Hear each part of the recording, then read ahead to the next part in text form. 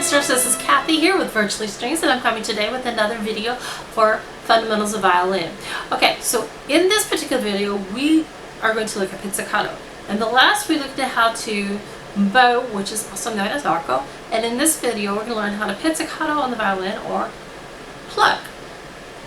Okay, so for the violin, we want to know that when we're plucking right here, we want to be about 1 inch to 1.5 inches away from the fingerboard.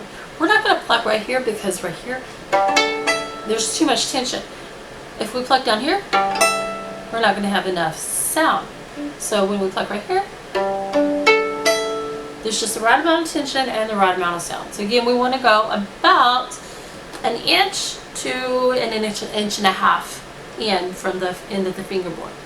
Okay, so my suggestion, and every violin teacher is going to have different suggestions, but my suggestion, in order to keep your finger from hopping all over the place as you pluck, is you actually put your finger right here, the base of your thumb, right here on the side, and it's going to help you to keep you from plucking all over the place.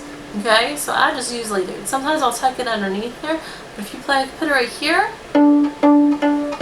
it'll actually help prevent you from hopping all over the place. So you're going to take your forefinger and you're just going to pluck.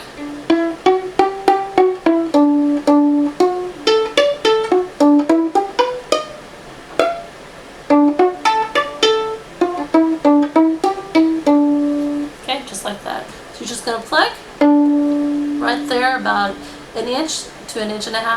If you need to, put like a little dot or a little sticker right there to help you remember to know where you're going to pluck or pizzicato on your violin. Okay, if you have any questions or if you have any comments, please leave them down below.